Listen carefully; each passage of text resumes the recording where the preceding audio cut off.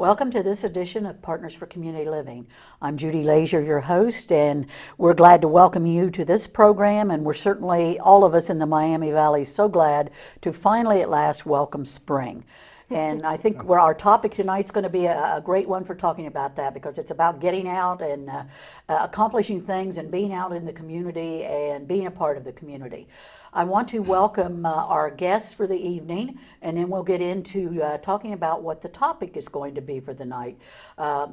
The one gentleman, I guess he wasn't afraid to come here with all the ladies on the panel. You've seen him over the years many times. It's Tim Pfister, who is the Community Relations Specialist with the Montgomery County Board of Developmental Disability Services. And sometimes we'll just say County Board. Really, to get it a lot of people go to sleep in between the beginning and the end. Yeah. It's kind of a sing-song, if you do it a little sing-song and all. And seated next to him is Andrea Harker, who is with the program we're going to be talking about tonight, and Candace, Hester, and she is a colleague with Andrea, and they're going to be talking about a program. And another friend that we've known for many years, but I don't think she's been on our program before, Linda Cudd, who is the Adult Services Director for that Montgomery County Board of Developmental Disability Services. We're going to talk about a little bit about employment, and that's a hot topic for all kinds of communities all across the country, and certainly students and college students and high school students and even older workers and all. When you start talking about employment, there's always interest in that.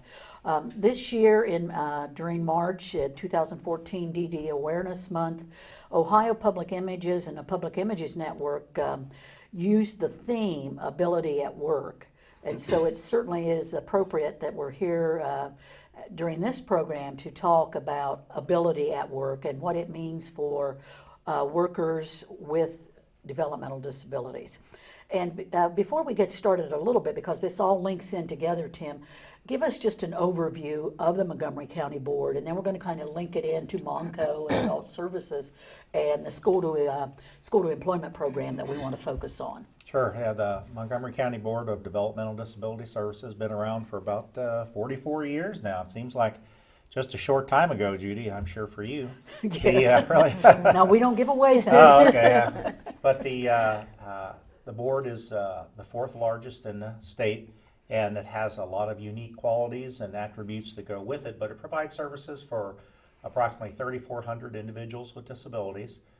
There's an early intervention program from 0 to 3, helps families get on the right track when their child is born with a disability or a delay, and then it jumps all the way up to adults with disabilities. We have 4 adult services facilities that provide services for individuals, and there's just a whole gamut of things that they do. There are habilitation services and employment, which what we're going to talk about this evening, available. There's all kinds of programs and activities that run within the facilities to make sure that an individual with disabilities gets to pursue life's activities that they're interested in, something that really gets them excited about what it is they may want to do with their life. Sometimes it is work opportunities to get out there in the community and do something. Sometimes it's work activities within a group in the community, maybe in a hotel, maybe on an assembly line or a circuit board line. We have plenty of those opportunities. Remarkable things that people with disabilities are able to do, and they develop their skills by attending the services provided by the Board of Developmental Disabilities. And I think it might be a good place to let the community know they have a particular interest in these services because they support these services through their funding. Through their funding, yes. And the amazing thing is that this year is Human Services Levy. You'll be on the ballot in November. You'll hear a lot of information about all of the human the human services that are part of an umbrella of services within this county. It could be anywhere from children's services to mental health services. There's just a whole gamut of those things that come under umbrella of social services within Montgomery County, and that makes it very unique. It's the only one in 88 counties in the state that does that. and to make sure that individual organizations aren't always competing against each other for services. The money that goes in supports all of those. So it's a very efficient way to use tax money. You can rest assured that your money is being used in the most effective manner. Yes, and to meet the most needs. Yes, and it really addresses a remarkable number of people who find themselves in some challenging situations, and provides them some place to turn, and it gives them an opportunity to get back on their feet, and while they're doing that, all these different agencies are out there really providing this net, if you would, to make sure that they stay up on their feet. Well, let's talk about some of the remarkable people that you spoke about. I know many of them very well. They've been members of my extended family for many years, both when I was with the county board and in my relationship with partners now. As we've talked about over the years with this program, Partners is a partnership between two nonprofits that provide homes and other services in the community, Choices in Community Living and Resident Home Association.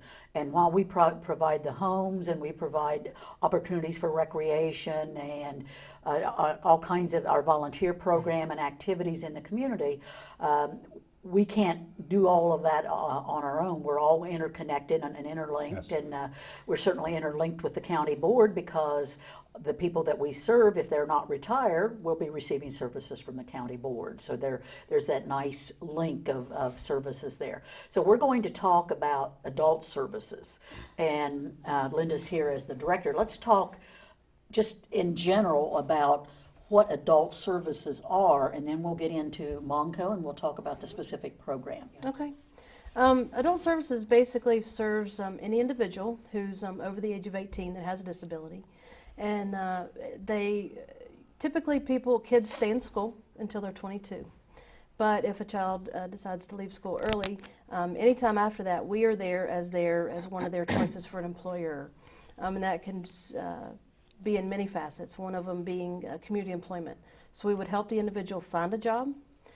We would job coach them and stay with them and help them keep that job for as long as they want. And then once they've established their career, we can help them move up in their career.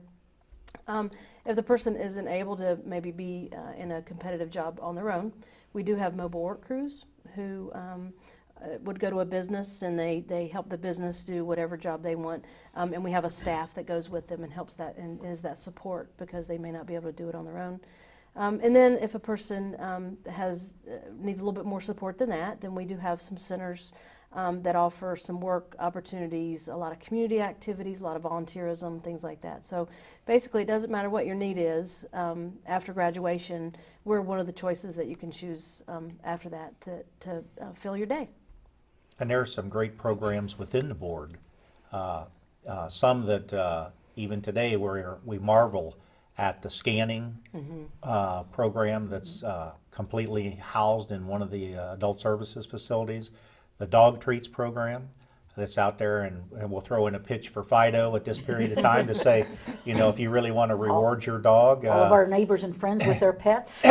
With the pets and everything, they are individuals in another one of the adult services facilities, mix up all the ingredients, bake them in the oven, put them in the bags, do all those sort of things that get them ready to go out there. And each one of these individuals is earning a living at that period of time. And as much as we like our paycheck, I just want you to know that people with disabilities, they really like their paycheck too. So, and that's a goal for so many. Well, I can remember years ago, some of those 40-some years that you were talking about, when some of our viewers may even remember the term the sheltered workshop, and that was what everything was called so many years ago when we were first getting services set up and established and everything, and it had that context with it of keeping people safe and sheltering them from the real world, and certainly we moved a long way down the road from that. As Linda was saying, now they're adult services centers which we think is much more in keeping with the way we want to be seen and to have people with disabilities be seen. Yeah, the connotation of workshop is kind of, you know, the sweatshop type things, and you know, we offer so much more than just, you know, some work opportunities, but like I said, volunteerism and you know, learning different skills. It's not all about just work and you know, things like that. So Have a remarkable art program that's flourishing in pretty much most of the adult services facilities right now. They participate in art programs throughout the community, and they work in many respects interactively with a number of art organizations within the community, which makes it somewhat unique.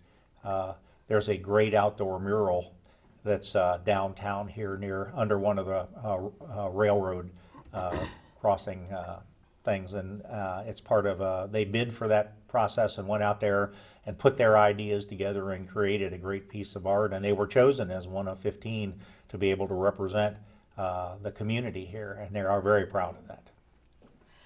And we talk about the linkages again, and some people, when you talked about the scanning and the pet food and all, they may not recognize the Adult Services Center or even the Montgomery County Board, but they may recognize the name Monco. Monco Enterprise. And Linda and Tim, tell us the linkage with Monco then. And then we're not gonna let Andrea and Candace sit there and think they just came here to be entertained by us. We're going to make them talk here in a bit. But explain what Monco is. Monco is basically a nonprofit. It's a 501c3, and they are the ones that pay the individuals. So if we get a mobile work crew, they contract with the company, and they pay the individuals for the work. Any of the work that's done in any of our centers, they pay for them. But you have to have a 501c3 to actually pay the paychecks. So they are the contracted, right now they're the contracted agency that does that for us. And they do, you know, Tim's already mentioned that several times. We have several businesses that Monco owns and runs, and that's good because you don't always have to rely on the community, because our economy right now tends to be down, and so we can actually keep our folks employed and don't have to, if we can't find a job or you know, something else in the community, we can actually provide that as well. So we've got several opportunities in-house, but they're Monco-owned businesses that give people the opportunity. Our dog bones are actually sold down at the 2nd Street Market, as well as a lot of other products that we have. Our cards, and greeting cards. Greeting cards. The pins, don't you have the Sweater pins too? monsters. I We do. love The pins, They're right. great. Pins Yeah. are very Celebration popular. pins for all The pins are occasions. So a lot of that is just because we contract with Monco, and it's provided because Monco is our contracted agency. Well, I see one of the newest changes, and this is one that I'm learning about now, because I'll let you tell me how new this is. But what we want to focus on now is the school to employment program, and this is where we're going to let Candace and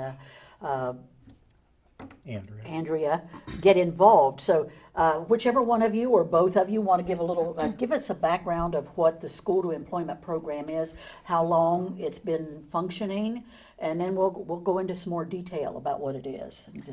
Okay, well, the School to Work Employment Program has only been in existence for about a year. 1 year. That's why I haven't heard too much about it. About 13 months. Yes, it's pretty new, but it was created due to the governor's initiative.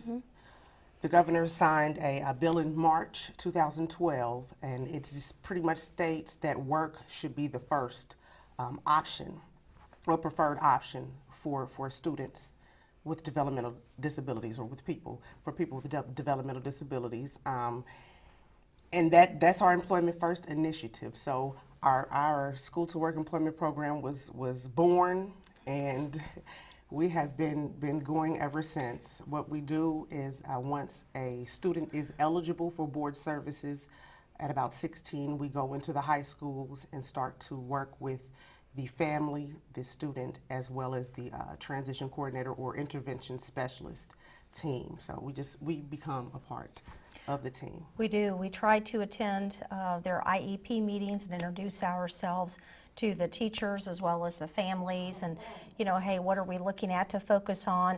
What is the projected graduation date? And then we try to go out there and observe them a little bit, possibly if they're doing some work or volunteer hours within the school setting through the transition program, and take notes and observe how they're doing, so that when they're finally making that final step for graduation, our transition specialist in our employment services program has that information, so that they can get all this together and hopefully start making their way toward a job developer, helping them find the right job for them when they graduate. And also, Candace and I are divided within Montgomery County. I work with all of the southern school districts. I am working with Miamisburg City Schools, West Carrollton, Kettering, Oakwood, Centerville. I know I'm forgetting a couple, but I'll let you mention the schools you're involved with. I work with the northern half of Montgomery County, so my schools consist of all of Dayton Public Schools, Trotwood, Northmont, Vandalia Butler, Wayne High School, and Stebbins. That's not my complete list, but that gives you a overview. Do you have an idea, an approximate number of students that you would be serving in this program at any time? Well, I just kind of interesting enough ran a caseload list, or just trying to get an idea, pulling out students between the ages of 14 and 22 with all of our school districts. And again, between the ages of 14 and 22, it was about 150 apiece. But, those are kind of some way, because they're starting to put in the IEP at age 14, what are your vocational developmental goals? So therefore, that gives us a chance at an earlier time to start working with these individuals. But, as far as an active caseload now, it varies, on, pretty much week to week or month to month, if somebody moves to the county or leaves the county, or if they already have a job. And what's been the response of the public schools? I think, and one of the big changes, and certainly Tim and I and Linda have been part of, is the change that from the schools again, from the sheltered workshops, but the schools that Segregated schools. the segregated schools. We had Northview, Southview, and Westview. Yeah. And we thought we just did the best thing in the world when we did that. And some of us were there, a part of that long road to get people into those public schools, and now to see them to be able to have this next step. So, have the schools been open and supportive of this? Do you work hand in hand with the schools? We do, actually, and they are excited. They're excited about the support that they are receiving and the information that they are getting now, so that they can help the students and the families. But they're excited. They are coming up with different transition programs within the schools to mirror us, so that we can work together and do the best that we can do for the most students. And you two actually have started a program. Tell them about the programs that Yes. you guys have started. I just started this past earlier in February. I'm trying to offer a class one Saturday a month during the winter months. February, we just had our last one this past Saturday at Calumet, and then in April, where we're focusing like one day on independent living skills, such as like how to manage your money. I think Saturday we talked about travel training and writing the RTA, how do you access the bus, also about hygiene and work. And then our next class is going to be Saturday, April the 26th, where we're really going to focus on completing job applications, working, and then eventually a segue into Candace's program. And I started, last summer was our first time with the Vocational Skill Building Boot Camp. It is Interesting. How does that sound? It is a 1-week session where students can come and get pretty much a crash course of employability skills. We incorporate the independent living skills as well, but we're on volunteer sites, we're doing hands-on activities, we're listening to guest speakers, we are doing job shadowing activities. It's an excellent program, and the students really, they enjoy themselves, they come out of their shells, they have a great time, and it's a great time for me. So I'm looking forward to our second one this summer. It will be held from starting June 9th. And the boot camp portion will be ending June 27th. So, The really neat part about these programs, Judy, is that a lot of times, and not always, but there were times in the past, and that we would get students from school and nobody really knew them. It was easy when we had those schools, but once we transitioned them back over to the public schools, they would just kind of come to us and say, okay, now what? And so these ladies are in the schools, they're getting to know those kids, they're getting to know the families, those families trust us to know that once they leave school, we can be, you know, a nice option for them to help them find employment. And really that's our ultimate goal, as one of them mentioned, the governor's initiative is for us to get as many people out in the community as possible and not come to our centers. You know, we would like that to be only the last resort. Our folks want to live, work, and serve, which is really our mission in adult services, in their own community. And so these ladies are helping them basically get ready, so they don't really end up in one of the centers and you know, kind of be there if they really don't need to.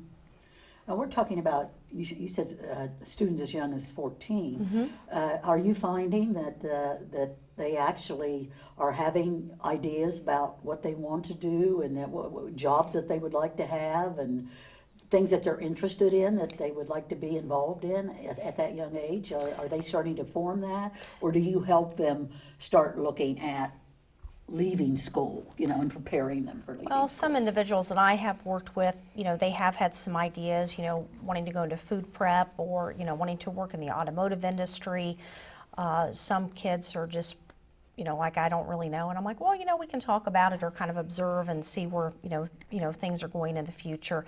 A lot of times that's just kind of a way to introduce yourself to the family and be like, you know, I may, you know, possibly come and observe you within the next year and just see how things are going. Because just like, for example, today I had an email from our transition coordinator and she said, you know, this person is going to employment services, right? Not the work center. And I said, yes. Please review my assessment on this person. They are seeking employment. So that is nice, kind of turning that around, making sure that information is going in the right direction so they do end up that way. With hoping the information with observing the kids from 14 on up will help play into that and that role in going into employment services. I know at the summer camp, Andrea or Candace, you can tell them some interesting, you know, and where kids knew, kind of thought already they knew, like the DJ. Yes. Some students are well aware of what they want to do. They just don't know how to get there. And I had one, he wanted to be a DJ. The other, he wants to be a baker. He actually decorated a nice monkey cake for us, for the group. So I'll be looking for him to be a famous baker soon. But all of the students, they're like your typical kids. Some know, some don't, but Andrea and I, we kind of help to guide them and allow them to explore. Our program and the independent living skills class and boot camp is a lot of career exploration involved. So, And I think a lot of times too, the parents just aren't really sure what is out there. And so it helps us to get involved with these, you know, students at whatever age so they know what options are out there, because sometimes they're just not aware. And it's good to, you know, give them, you know, all the options out there, and this is what's possibly going to come up in a couple of years. So, you know, that's really nice to make that early connection. And for them to have another option too. Yes. And I think in working with families over the years, to know that there are opportunities and all, and Right. not that the door is shut.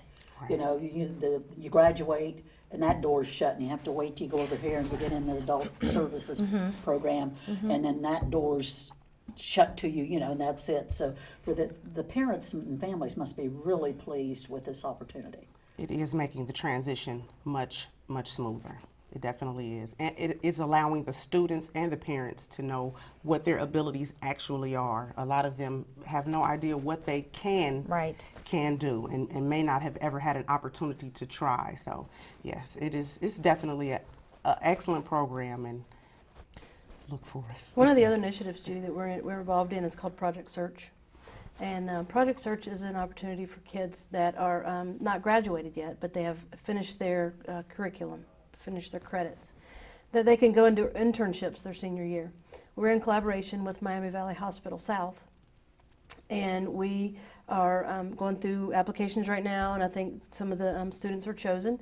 And their last year of school will be at this hospital basically every day. They won't go to their school. They'll report to the hospital, and they do internships everywhere from sterilization to Food prep. to groundskeeping to everything. And they get all these opportunities, and they're 3-month opportunities to learn that job so that they have that on their resume. So they'll have 3 jobs on their resume at the end of this project.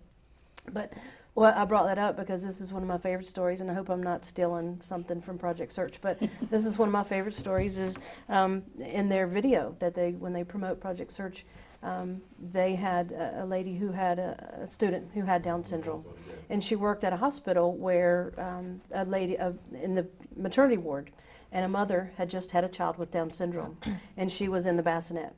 And, the mother had been, really struggling with that for, that whole day and the next day. And so the individual went in there with Down syndrome, the student, and her job was to fill the gloves and, all the things on the wall. And she was in there and she was filling the gloves, and she happens to look over in the bassinet and sees this child with Down syndrome, and she said, "That's a beautiful baby." And that mother just cried, just bawled, and the nurse came in there and said, "What?" She said, "My child has a chance." She said, I wasn't sure what the life of my child was going to be like, but now I see that this kid is productive and she's a part of society, and my child has a chance." And that's one of my absolute favorite stories ever. So better teacher than a teacher Absolutely. would be, Absolutely. the experience of it. Who's eligible for this? Is it just the students that in Montgomery County now, or or just the public schools in Montgomery County at this point? Well, this is going to be for any Montgomery County Board of DDS eligible individual. If somebody out there is seeking eligibility for DDS, then they can contact. We can give this name and number out at the end of the show, who they would contact. But we are serving, board eligible individuals that have used our services or would like to use our services. But again, there is an eligibility intake process that you're going to go through, and that can take some time, and everything is going to be, received and reviewed, and then going from there. What, Tim and Linda, you may know better. What would be some of the examples of the eligibility criteria?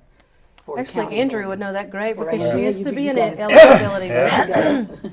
Well, what's going to happen is you're going to contact Ginger Muse, and her phone number is area code 937-457-2822. And she's going to first of all check to see if this particular person or individual is in our computer system. And she can kind of see, when is the last contact, or if they've never been eligible for services. And then at that point, she is going to send out an application packet, and that's going to include just a basic application, going over our DD Bill of Rights, also an updated release form, because we are receiving and reviewing a ton of information, and release forms are very important right now. What is going to happen is what we were asking for, and forgive me because it has been a while since I've been in this program, but what they are looking for is a qualifying diagnosis, and they're also reviewing, once they get a diagnosis from the doctor or psychologist, or also they can also take a look at the evaluation team report from the school, and I hope I'm saying all this correctly. All that information is sent in, and then that is going to be reviewed by Kay McCarthy, who is the supervisor for Service and Support Administrator eligibility. And she's going to review all this information, looking at test scores, is there a diagnosis, and everything. And that can take some time, and it can certainly take a lot of time to get the paperwork in. Doctors' offices are slow. Sometimes it can take anywhere from 3 months up to 9 months. But we do have people reviewing this criteria. If we weren't stringent in our guidelines, we have to be. We have to make sure we're, correct and following the correct procedures. And Tim, I know that you have the eligibility set up and everything, but I was trying to think what we want to talk about here on the with the families. Are the families finding out about this through their schools, or is that how they're getting the information, or how would they know to contact the county board for eligibility? Are the schools telling them that, or how's that information getting to families who might not know that they need to do all of this? The school districts have been given giving us opportunities to come in and do parent meetings or come in and set up tables at their parent fairs so that we can give the information. A lot of the transition coordinators within the schools are very open to us and are having us come in, and they're reaching out to the parents for us and getting us connected. So, And when Yes. there are 2 times that, children are deemed eligible, and that's at 3. It's at age 6. They're going to go 6. through an assessment process, and then we review eligibility criteria again at 16, because on a positive note, a lot of things can change or improve from the age of 6 to 16. So we'd like to look at that eligibility again, and that's a good time to reconnect with individuals. So if you've been deemed eligible at 6, we already have you in our database. So we already have those names, and those are names that we can draw from and look in the school system and Right. and work with the transition people. So we already really have a database, but we do rely a lot on the transition people to give us referrals and things like that. The transition coordinators I have worked with do a really good job and you know, passing along information to parents. And there's also a huge support group around Montgomery County, you know, the Autism Society and some other support syndrome groups, Down group. syndrome, the advocates. There's just a lot of groups out there that a lot of, I think, you know, Dayton Children's Medical Center or Cincinnati Children's Medical Center try to make sure parents are aware of these groups, and they all kind of come together and, you know, can at least pass along the correct information. And I know with the, in the residential area, there's a large waiting list for residential services in Montgomery County and all, and there's always an urging to get families to get involved and get on their that waiting eligibility list. done. Yeah, they'd So like it to- would be- yeah, they'd like it to would get- be maybe the same thing with this, is to, And the earlier identification, the easier it is to do a transition from wherever they are into wherever they'd like to be. And that's kind of sort of with choice being the operative word Right. there. It's individual choice. People come in, same Yes. through the school systems and everything, and we emphasize we can help you decide in the process. And I think that's what goes along with the training that they just talked about there, is that it's really up to you. And yes, Absolutely. there are all kinds of programs that are out there, and we really like to stand up and wave the flag when we talk about technology. Technology is key to so many jobs now and in the future. And within the board, we have technology operating within adult services facilities and as part of a scanning group that's in there. And people always have a tendency to take a look at folks with disabilities, and they're like, well, you're not really sure what they're going to be able to do. And well, we have people who have scanned more than 1 million documents over the last year's time frame, put it in a receptive database that's now set up so that all of the records that we've had for I can't tell you how many years are now at the stroke of a key to be able to go find people and be able to determine, you know, what it is that they've done in our system and where are they now and what can we do to even do better to further support with them, not just in the community, not just within our facilities, but wherever they may be and whatever they might really want to be doing at that period of time. Makes all the difference in the world. So the job market is a whole lot more than just maybe being a baker or something else. There's every opportunity, and it's just really based on every individual. And I think that's what correct. we focus on more than anything is we don't want to treat you like the group. We want to treat you and your family member as an individual, and we want to help you help your child fulfill their dreams and their level of ability that they have. And sometimes we want them to stretch even a little bit farther if they possibly can. And I think in the schools, I think you kind of maybe a little bit kind of nudge them in a couple directions to say, you know, maybe you ought to try some of this right here. Maybe this is available to you. Don't let somebody say, no, you can't until at least you get the opportunity to do. to try, right. Well, part of the paths to employment as well, you know, this ability at work, the theme of the DD Awareness Month. But, you know, a lot of us, I'm not sure how many of us actually are in the very first job we ever took. So, a lot of our folks will get a job and either move up within that same organization or want to try something new as well. So I think in the past, when we've helped somebody get a job and support them and they're doing well and they love their job, and, also working with them to see if there's anything else they might want to try. Or, I think it's just always growing and moving forward and not getting, just stuck in a job that it may be the first one they took because, again, none of us, we probably have moved around several times before. Until you found Exactly. who you were, what you wanted Exactly. to be and everything. Something we all, and I think that's, again, in this progression of where we started all those 40-some years ago of looking at a person with a developmental disability as this little person in a cocoon that had to be shielded and sheltered forever and couldn't make choices and, didn't have potential and those. Have you found, as you're doing this work, that there are still some of those stereotypes out that, if you talk to somebody and use the term Down syndrome, they're going to have in their mind that this is what I see this person doing. That's still a struggle? I personally, Judy, I have not seen that much or been around it. I mean, I've probably seen more families be more embracing and let's try these things. They want their kids to be out in the community experiencing more things than being sheltered. Yes, occasionally I will run into a family or get involved with a family and they're like, no, they've got to stay right with us.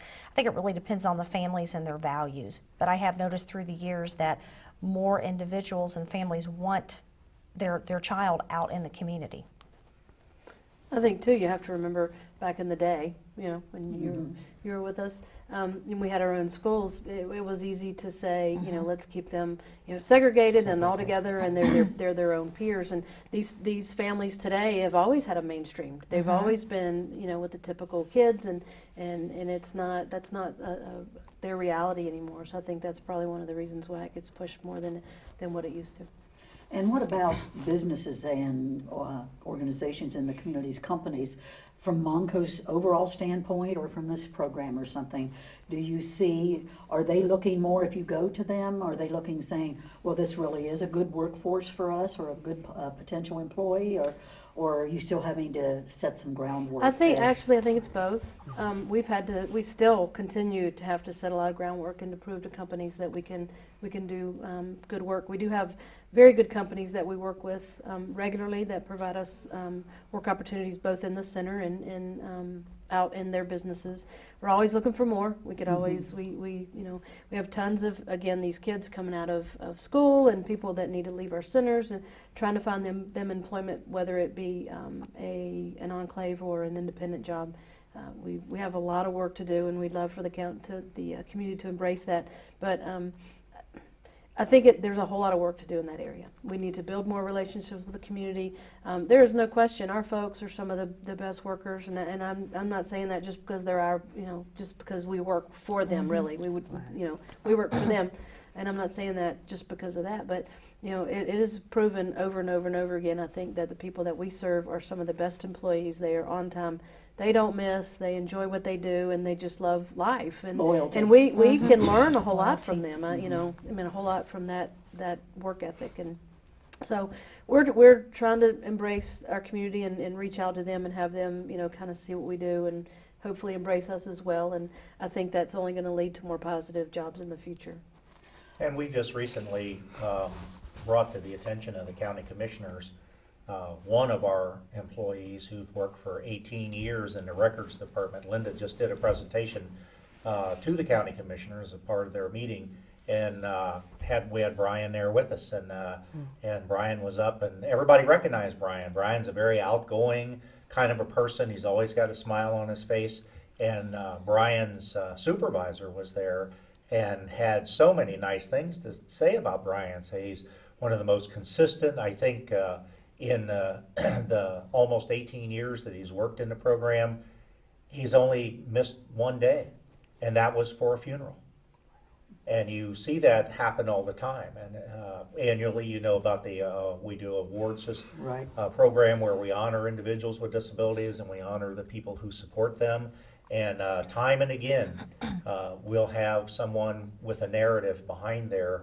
One young man who worked at a Bob Evans up in Vandalia, and the boss came to the presentation because he wanted to let people know that in all the years, I think it was a little more than 20 years that this young man was working for him, he was always the first employee there in the morning.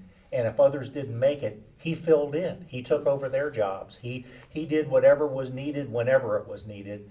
And just as just a amazing relationship. And folks with disabilities just seem to be inclined to prove themselves every day. And they're looking for opportunities to get out there and get involved in what's going on. And if they don't really know the job, if it's a little bit unfamiliar with them, there's somebody that goes with them. What's that? Job coaches. Job coaching. Who will be out there standing next to them, with them, helping them learn the job. And if it works, great, and if it doesn't, well, there's move on to another opportunity that's out there. But it's been really good for so many different employers in the community over a long period of time. And there's just so many different wonderful employers out there who have given folks with disabilities the opportunities. And like Linda said, now we're looking to continue to expand that and have other businesses really get involved and find out just how good folks with disabilities can be, how dedicated they are, how hardworking they are. And they're just looking for that chance. They're a good investment for any business. Very good And investment. I think it's a huge perk to have the support that we provide them, because again, as Tim said, person gets a job, we support them, we job coach them, we make sure they're successful. We will back away, have the person be as independent as possible. If for some reason their job, part of their job were to change, or the employer is thinking, well, he's slacking, maybe a little bit of issue here, we'll send a job coach right back in. So the employer has that support from us forever, that we can go in and help train the individual on different jobs if he wants to change it. So I think it's just a really nice relationship that we could have with an employer. And I think there's the other side of that coin that we don't talk about very often, is that when you have employees like that and all, that they're an example to your other employees of what loyalty looks like, and what hard work, and what honesty, and what appreciating having a job means. That there's value in work. Yeah. Right. And that you value whatever the work is, you value it, and if every employee said, well, I value this, so I must be valuable too, so that's really good. I don't want to put you too much on the spot, and I don't want to leave anybody out, but can you just give us a few names of some of the companies that people might recognize that have hired people with developmental disabilities? McGregor Surmount, it's in Brookville. Huge supporter of ours. We have a mobile work crew that goes out there and works for them. Now tell what a mobile work crew is. It's where we would take a group of 5, 6, 7 individuals maybe to the place of employment and do whatever job they want us to do. At McGregor, we go and we put circuit boards together. McGregor, part of what McGregor does, we do some work in our center for them as well.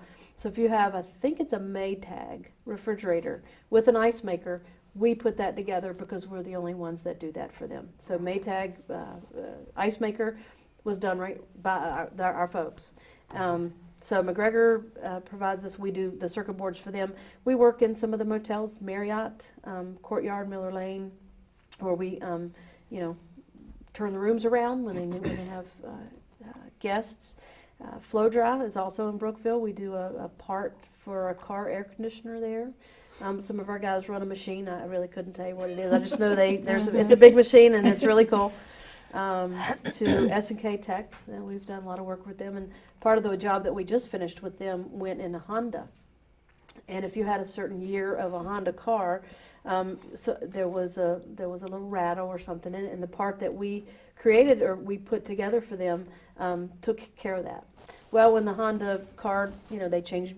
What do you call it? They changed their, Assembly line. This Yeah. assembly line. They changed the newer models came out, so the newer models don't have that. But it was a nice job that we had, and now they've given us another one, and we're putting other things together. So that's another huge employer for us. And the U.S. Air Force. Put things together for the U.S. Air Force for their marathon. It's a very high visibility, and they have just exploded over the years in the number of people. They've had to add races so they could squeeze more people in, because everybody wants to be a part of this great program there. And our folks do the assembly for all the bags, of all the things that they get for that. And you just love the programs, but one aspect that we don't want to overlook is that not just the loyalty of the individual, but when they prove themselves on the jobs, they make a lot of friends while they're there. They really do. They just endear themselves not just to the customers who are coming through the door, which you're really pleased with that, but to the rest of the staff that's there. And we had one program a few years ago, and I'm sure you're aware of that, a gentleman who worked at a McDonald's, and he got off just a few minutes late, and he was hustling to get between one bus to another to make his connection to go home, and he got hit. He got injured, Yes. and pretty severely injured. And the members of the workforce that he was in actually came out and stayed with him, went to the hospital. They called the manager went to the hospital to stay with him, and every day while he was in recovering, somebody from that business was there to stop by and let him know that his job was going to be there. And that's the kind of loyalty and the connectivity we think that people with disabilities offer, probably in many respects more than a lot of other employees that are out there. They're far better advocates than any of us could be. They are. Yes, They are. far better. So, I know you have a story about Eddie, one of your success stories. So I'm going to have you talk about that and let us know about that, and then we'll get close to wrapping up here. We do want to talk a little bit about. Tim had mentioned something about the Hall of Fame and some things. So, do you know the Eddie story? You know, I was not in this department yet when this story was written. Well, right here so he is. So we'll have you Thank share you. your Eddie story. And Stillwater Center, and that's part of the county system. Right. Yeah. Right. That's one of the full assisted living facilities that are out there. So. Yeah, Eddie began working at the Stillwater Center in the Recreation Department while he was still attending Dade Public Schools, performing a variety of duties. He is responsible for filing the activity reports, passing out monthly activity calendars, and assisting staff on field trips. He's also the main caretaker of the fish tanks around the building. So when Eddie graduated high school, he lived with his mother and sister, receiving no monetary assistance. And over the past 6 years, Eddie has qualified for Social Security, Medicaid, and receiving an IO waiver. Because of this, he has moved out of his mother's apartment, and he now lives with a roommate in a supervised apartment complex. He's responsible for his laundry, shopping, and for his personal items, and paying for his own cell phone bill. Currently, he works 3 days per week while also attending Choices Fun Fit program 1 day a week. And he's very involved with Special Olympics, and he plays on the Cougar basketball team. I've heard of him before, but I unfortunately have not got to meet him. But he is a wonderful individual, and he's accomplished a lot. So So it's it's great nice he's to in put here. it's nice to put a name with a face. and That's say, correct. We're not somebody with Down syndrome, or we're not somebody with autism or anything Right. else. We're Eddie or Jim or Mary or He's Eddie. whoever we are, just like we are. You know, and we're all come packaged the way we are, don't we? What is the best way if people, families, or if even a business or a company that might see this program, what's the best way for them to contact to find more information about the school to employment program? Is it best to go through the website, or what would you recommend is the best way for people to contact, or adult services? Or I would first of all start with Ginger Muse. She is our intake secretary, and her phone number is 457-2822. The first thing is we want to see if you are already board eligible or if you are striving to become eligible for services. She receives a lot of phone calls and directs a lot of individuals to possibly Tim's office or to possibly Linda's office or Candace. Or we have so many departments within our agency. She has a wonderful voice to get people where they're going. But to work with myself or Candace, it's a good idea to start with Ginger. and there's a link for that on your website. Yes, on the also. website, there's a link there, the website www.mcbdds.org.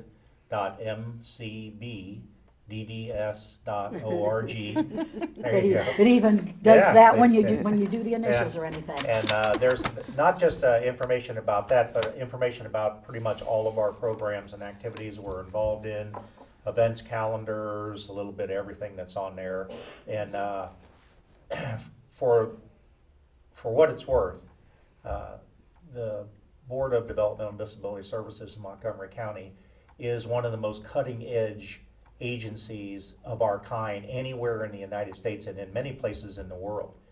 This summer we hosted a delegation from Africa, from many, many, many countries in Africa, to come in and spend 4 to 6 hours with us, with our Monco Enterprises manager and with other representatives, to talk about the different programs we had, and collectively the group was very complimentary. What was probably a little bit more stunning was they would stand up and say, will you give us your information? Will you give us the framework for your program? Will you give us your literature that's all about this so we can take this back to our countries? That speaks to success, It doesn't it? does. If somebody It wants does. to repeat what you're doing. Judy, I want to throw in real quick. Yes. If it's a business that wants to possibly have work provided for individuals or has an employment job, they can contact Charlie Pierce at the Kuntz Center, which is 461-6550. There is a direct number to Monco, but right this minute I can't think of it. But Charlie is our sales and marketing manager, and he'd be happy to talk to And anybody again, about that work would be on the opportunities. website as Right, well. that Yes. would be on there also. And So- they also have their own website, moncoenterprises.com. Right. Well, Candace and Andrea, I hope this wasn't too much of No, a it's frightening been nice. experience for you. Thank And you. Linda, it was great to see Thank you. Always you. great to see Thank you out you. and around. And Tim, let's talk a little bit. We're getting down to the end of another program. I can't Hard to believe believe. it. Hard to believe. But let's talk about a couple of events, and I'll let you talk about the Hall of Fame. We have 2 events coming up, community events that we certainly, from partners, we'd like you to put on your calendars. And one of those is Art and Soul. Yeah. Tim talked a lot about the art, and several of Montgomery County artists were selected for that juried exhibit this year. Out at Town and Country Fine Arts Center on April 4th is our opening reception from 6:30 to 8, and that is open to the public at no cost. And most of the art that will be on display, the 40 pieces, will be for sale, with the money going directly to the artist with a disability. And given the history of that event, you want to get there early, You- and you want to find that piece of art that you want You and want say, it, I and- want this one, because they Yes. go very They quickly. go very quickly. So April 4th, and that'll be on our website, www.partnersohio.com. And another event for partners is coming up on May 14th, and that's our 2nd annual Dining with the Stars. And we had such a good time with that last year, we had to do it over again. So we have Mayor Nan Whaley of the City of Dayton, we have Nancy Wilson, John Paul from WHIO, we have Larry Hanscom from WHIO Radio, Gabriel Enright, Christian Hahn from Joseph Toyota, Chick Ludwig from WONE. They're all going to come out to Tie 9 on May 14th, and for a price. You want something delivered to you, they'll do everything, and they'll even sing and dance for you for a tip. So And put be that, generous. and be generous with those generous. tips. We want you to be generous with those tips.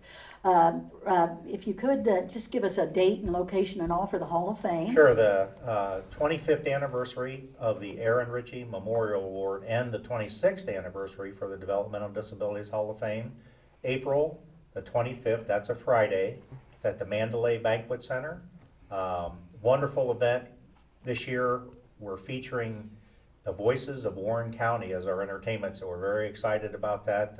They've been in some statewide and national singing competitions, and these are all folks with disabilities. So great event. Come on out. Mark Allen from Channel 2 is our MC. Everybody was guaranteed to have a great time at the event, and the Mandalay always makes a great meal. They do. And this honors, it honors individuals with developmental disabilities. When we're talking about that achievement and all, it really highlights those. Right.